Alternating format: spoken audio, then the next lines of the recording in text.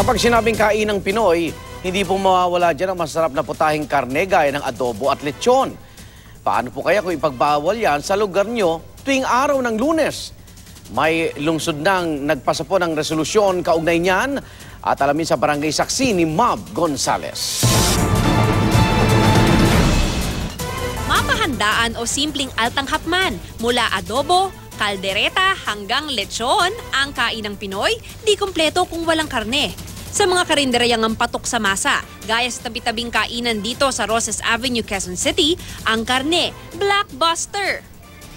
Pagka abot ng alas 10, tapos na yan. Ano yung madalas hinahanap ng mga customer? Nilaga, ma'am. Nilaga at saka panga ng baboy. Pero pag nagkataon, ikakampanya sa teritoryo ni Bistek na huwag mo nang maghanda ng beef steak at iba pang putahing karne tuwing Lunes. Naipasa na kasi ang resolusyon ng lungsod para sa lunti ang Lunes o Meatless Mondays. Sinusunod ng araw yan ngayon sa mga pampublikong tanggapan, ospital at paaralan sa Quezon City. At ngayon, mas nais daw itong ipalaganap sa buong lungsod. Hindi naman natin tinatanggal ang karne tuwing Monday, pero we are encouraging food establishments to offer meatless options in their menu every Monday. Layo ng lunti ang Lunes na bawas-bawasan ang karne at mas unahin ang pagkain ng mga gulay at iba pang masusustansyang pagkain para iwas sakit na rin.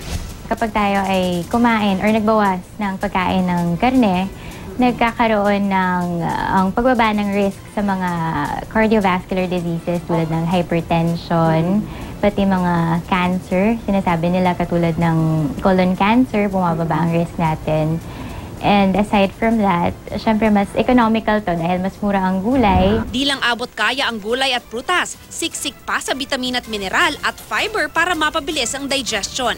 15 minuto hanggang 1 oras lang kasi bago ma-digest sa katawan ang gulay, kumpara sa karne na hanggang 5 oras. Approve ba naman kaya yan sa mga tagalungsod? Pabor din po kasi yung gulay po masustansya din naman po.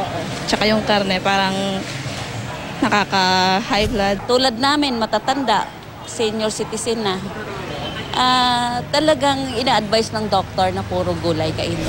Depende sa panlasa natin kasi kung minsan nagsasawa na tayo sa gulay. O di kakain naman tayo ng karne.